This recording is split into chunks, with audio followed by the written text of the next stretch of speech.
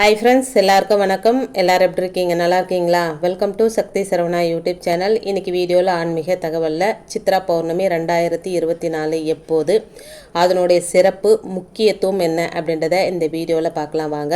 ஒவ்வொரு மாதத்தில் வரும் பௌர்ணமிக்கும் ஒரு சிறப்பு இருந்தாலும் சித்திரை மாதத்தில் வரும் பௌர்ணமி தனி சிறப்பு வாய்ந்ததுங்க.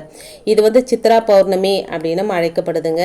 இந்த சித்ரா பௌர்ணமி அன்னைக்கு கோயில்களுக்கு சென்று புண்ணிய நதிகளில் நீராடி விரதமிருந்து வழிபட்டோம் அப்படின்னா நம்மளுடைய பாவங்கள் தீரும் அப்படின்றது ஐதீகம். சித்ரா பௌர்ணமி 2024 எப்போது, அதனுடைய முக்கியத்துவம் என்ன அப்படின்றத பற்றி இந்த வீடியோவில் தெளிவாக பார்க்கலாம் வாங்க. இப்போ தான் ஃபஸ்ட் டைம் என்னோடய வீடியோஸ்லாம் நீங்கள் பார்க்குறீங்க அப்படின்னா ப்ளீஸ் சேனலுக்கு சப்ஸ்கிரைப் பண்ணி சப்போர்ட் பண்ணுங்கள். நீங்கள் சப்போர்ட் பண்ணால் தான் எனக்கு அடுத்தடுத்த வீடியோ பண்ணுறதுக்கு ஒரு மோட்டிவேட்டாக இருக்குங்க. அதனால் ப்ளீஸ் சப்ஸ்கிரைப் பண்ணி சப்போர்ட் பண்ணுங்கள் ஃப்ரெண்ட்ஸ். சித்ரா பௌர்ணமி 2024 எப்போது? சித்ரா பௌர்ணமி வரும் ஏப்ரல் மாதம் 23ஆம் தேதி கொண்டாடப்படுதுங்க. ஏப்ரல் மாதம் 22ஆம் தேதி மாலை 5:55 மணிக்கு தொடங்குது. அதாவது திங்கட்கிழமை மாலை 5:55 மணிக்கு தொடங்குதுங்க.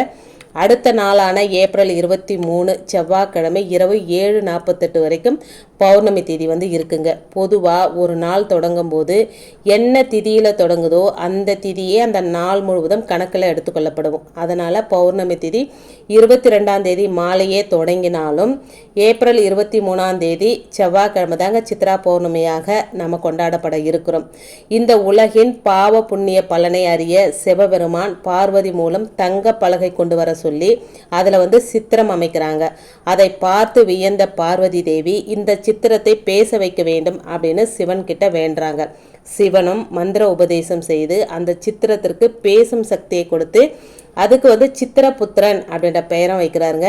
இந்த சித்திரபுத்திரன் சித்ரா பௌர்ணமி நாளில் அவதரித்தார். அண்ட சராசரங்களில் உள்ள அனைவரின் பாவ புண்ணிய கணக்குகளையும் தினமும் தனவுக்கு தெரிவிக்கும்படி உத்தரவு பிறப்பிக்கிறார் சிவபெருமான். அதன்படி சித்திரபுத்திரனார் யமலோகத்திலிருந்து கணக்குகளை எழுதி வருகிறார். எனவே இந்த நாளில் விரதமிருந்து அவரை வணங்கினால் அவர் மனிதர்களின் பாவ கணக்குகளை குறைத்து நட்பலன்களை வழங்குவார் அப்படின்றது ஒரு நம்பிக்கைங்க. இந்த சித்ரா பௌர்ணமி நாளில் சித்திரகுப்தரை வணங்குவதன் மூலம் நம் எண்ணத்தில் பாவம் செய்யும் எண்ணம் நீங்கி புண்ணியம் செய்யும் குணம் அதிகரிக்கும் அப்படின்னு நம்பப்படுதுங்க. மேலும் இந்த சித்ரா பௌர்ணமி நாளில் சிவபெருமானை வழிபடுவதோடு முருகனையும் அம்பாளையும் வழிபடுவதும் சிறப்புங்க. சித்ரா பௌர்ணமி நாளில் வீட்டில் வழிபடுவதுடன் கோயிலுக்கு சென்று வழிபடுவது ரொம்ப ரொம்ப முக்கியங்க. இந்த நாளில் கோயில்களில் தெய்வங்களின் சக்தி அதிகமாக இருக்கும் அப்படின்னு நம்பப்படுதுங்க. எனவே இந்த நாளில் கோவிலுக்கு சென்று வழிபடுவதன் மூலம் நம் பிரார்த்தனைகள் அனைத்தும் நிறைவேறும் அப்படின்னு சொல்லப்படுதுங்க. மேலும் இந்த நாளில் கோயிலுக்கு செல்வதால் அங்குள்ள நேர்மறை அதிர்வலைகளை நம் மீது படுவதால் அது நம் வாழ்விலும் நேர்மறை தாக்கத்தை ஏற்படுத்தி நமக்கு நல்ல வாழ்க்கை கிடைக்கும் அப்படின்றது ஒரு நம்பிக்கைங்க. ஒருவேளை கோயிலுக்கு போக முடியாதவங்க வீட்டிலேயே பௌர்ணமி பூஜை செஞ்சும் வழிபடலாங்க. வீட்டை முந்தைய நாளே சுத்தம் செய்து பௌர்ணமி அன்னைக்கு காலையில் வீட்டில் பூஜை அறையில் உள்ள சாமி படங்களுக்கு பூக்கள் வைத்து அலங்கரிக்கலாங்க. உங்ககிட்ட சிலைகள் ஏதாவது வச்சுருந்தீங்களா, என்ன சிலை வச்சுருந்தாலும் அன்னைக்கு கண்டிப்பாக அபிஷேகம் பண்ணுவாங்க. பொதுவாக பௌர்ணமி அமாவாசை தினங்களில் சிலைகளுக்கு ஒரு ஈர்ப்பு சக்தி வரும். பூமியோட பிரபஞ்ச ஆற்றல் நேரடியாக சிலைகள் மீது விடும். அப்படின்றதுனால அன்னைக்கு என்ன சிலைகள் வச்சுருந்தாலும் இந்த சிலைகள் தான் அப்படி கிடையாதுங்க. நம்மக்கிட்ட என்னென்ன சிலைகள் இருக்கோ அந்த சிலைகளுக்கெல்லாம் அழகாக உங்களால் எத்தனை அபிஷேகம் பண்ண முடியுமோ அத்தனை அபிஷேகம் பண்ணி வாசனை திரவியங்கள் ஜவ்வாது, அத்தர், புணுகு இந்த மாதிரி உங்ககிட்ட என்ன வாசனை திரவியங்கள் இருக்கோ அது அந்த சிலைகளுக்கு நம்ம பூசணுங்க. ஏன்னா அந்த சமயத்தில் உயிர்ப்பு சக்தியோடு இருக்கும்போது நல்ல வாசனை எங்கே இருக்கோ அங்கே தெய்வங்கள் குடிக்கொள்ளும் அப்படின்னு சொல்லுவாங்க. கண்டிப்பாக நம்ம செய்ய வேண்டியது பௌர்ணமி அமாவாசை நாட்களில் அபிஷேகம் பண்ணுறது, அதோட வாசனை திரவியங்கள் சிலைகளுக்கு அப்ளை பண்ணுறது செஞ்சு பாருங்கள், உங்களுக்கு நல்ல பலன் கிடைக்குங்க. நெய்வேத்தியமாக என்ன வைக்கலாம் அப்படின்னா சக்கரை பொங்கல் வைக்கிறது ரொம்ப விசேஷங்க. இனிப்பு வைத்து வழிபடுவது. சக்கரை பொங்கல் செய்ய முடியலைன்னா பாயாசம் செஞ்சு வைக்கலாங்க. உங்களால் என்ன நெய்வேத்தியம் வைக்க முடியுமோ என்ன பழங்கள் வைக்க முடியுமோ அதை வச்சு வழிபாடு செய்யலாம். எதுவுமே செய்ய முடியல அப்படின்றவங்க வெத்தலைப்பாக்கு வாழைப்பழம் வச்சு கூட வழிபாடு செய்யலாங்க. மேலும் சித்ரா பௌர்ணமி நாளில் கிரிவலம் திங்கட்கிழமை மாலை 6 மணிலிருந்து ஏப்ரல் 23ஆம் தேதி அதாவது செவ்வாய்க்கிழமை ராத்திரி 8 மணி வரைக்கும் கிரிவலம் செல்லலாம் அப்படின்னு சொல்லப்படுதுங்க. இந்த சித்ரா பௌர்ணமி பௌர்ணமி பண்டிகையானது தீய செயல்களிலிருந்து விலகி உண்மை மற்றும் நேர்மையின் பாதையில் செல்ல மக்களுக்கு நினைவூட்டுதுங்க. பரிகாரம் மற்றும் நேர்மையான பிரார்த்தனைகள் மூலம் பாவங்களை சுத்தப்படுத்தும் நாள் இது.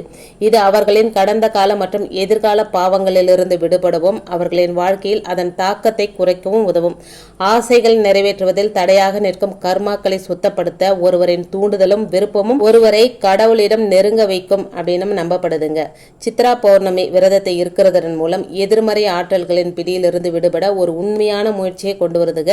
சித்ரா பௌர்ணமி நாள் மனித குலத்திற்கு நல்ல பலன்களை ஏற்படுத்தும் புனிதமானதாகவும் சிறப்பானதாகவும் கருதப்படுதுங்க. இந்த நாளில் சந்திரனின் பிரகாசமும் சூரியனின் சக்தியும் அதன் உயர்ந்த நிலையில் இருக்குங்க. இது மத ரீதியான நாளை அனுசரிக்க சாதகமான விளைவுகளை தருங்க. சித்ரா பௌர்ணமி விரதம் இந்த நாளில் பக்தர்கள் பால் அல்லது பசும்பாலில் தயாரிக்கப்பட்ட பால் பொருட்களை தவிர்க்கிறாங்க. இருப்பினும் எருமை பால் கிடைத்தால் பயன்படுத்துவது ரொம்ப சிறந்ததுங்க. பூஜை செய்து நெய்வேத்தியம் செய்த பின் மக்கள் அரிசி, காய்கறிகள் மற்றும் மூங்கில் சல்லடை வகைகளில் ஒரு முறத்தில் பிராமணர்களுக்கு தட்சணை அல்லது அன்னதானம் செய்கிறாங்க. அதோட நம்ம சித்திரகுப்தர் வழிபாடு செய்யும்போது கண்டிப்பாக ஒரு புது நோட்டையும் ஒரு பெண்ணையும் வைக்கிறது ரொம்ப நல்லதுங்க. இதுவரையும் எத்தனை பாவங்கள் நம்ம செஞ்சிருந்தாலும், தெரிஞ்சு செய்திருந்தாலும் தெரியாமல் செய்திருந்தாலும் அந்த பாவ கணக்கை குறைத்து கொள்ளுமாறு, அதாவது மொத்தமே பாவத்தெல்லாம் அழிச்சிட்டு நம்ம சொல்ல முடியாதுங்க. பாவத்தை செஞ்சுட்டு அழிச்சிருன்னா எந்த கடவுளும் அழிக்க மாட்டாங்க. ஆனால் பாவத்தோட அந்த கர்மாக்களை குறைக்குமாறு நம்ம வேண்டிக் கொள்ளலாம். இனிமே எந்த பாவமும் எனக்கு தெரிஞ்சோ தெரியாமலோ எந்த பாவமும் செய்ய மாட்டேன் அப்படின்னு ஒரு புது கணக்கு எழுதுறதுக்காக சித்திரகுப்தருக்காக ஒரு நோட் புக்கும் ஒரு பெண்ணும் பூஜை அறையில் வைக்கிறது ரொம்ப விசேஷங்க. நம்ம பூஜை செய்யும்போது, பௌர்ணமி பூஜை செய்யும்போது செவ்வாய்க்கிழமை நைட்டு வச்சு வழிபட்டோம் அப்படின்னா செவ்வாய்க்கிழமை நைட்டு ஃபுல்லாக பூஜை அறையிலே இருக்கட்டுங்க. மறுநாள் காலையில் புதன்கிழமை அந்த நோட் புக்கை எடுத்து நம்ம இந்த வருஷத்தோட வரவு செலவு கணக்கை அந்த நோட் புக்கில் எழுதலாங்க. அந்த மாதிரி நம்ம எழுதும்போது நம்மளுடைய செலவு கட்டுக்குள்ளே இருக்கும், வரவு அதிகமாக இருக்கும். சித்திரகுப்தரை ஆசீர்வாதம் பண்ண அந்த நோட் புக்கில் நம்ம வரவு செலவு கணக்கு எழுதும்போது நமக்கு நல்ல பலன்கள் கிடைக்குங்க. வருஷந்தோறும் நான் இதை பின்பற்றிட்டு வரேன். இதை தாங்க உங்களோட ஷேர் பண்ணிக்கிறேன். உங்களுக்கும் விருப்பம் இருந்தால், நம்பிக்கை இருந்தால் இந்த முறையை பின்பற்றி நல்ல பலனை அடையுங்க. இன்றைக்கி வீடியோவில் நான் சொன்ன விஷயங்கள் உங்களுக்கு பிடிச்சிருந்தது அப்படின்னா ப்ளீஸ் சேனலுக்கு சப்ஸ்கிரைப் பண்ணி சப்போர்ட் பண்ணுங்கள். இந்த வீடியோவை உங்கள் ஃப்ரெண்ட்ஸ் அண்ட் ஃபேமிலிக்கும் ஷேர் பண்ணி விடுங்க. அவங்களும் பலனடையட்டும். இன்னொரு எளிமையான ஆன்மீக தகவலோடு உங்களை சந்திக்கிறேன். அது வரைக்கும் நன்றி, வணக்கமும். Take care and bye friends.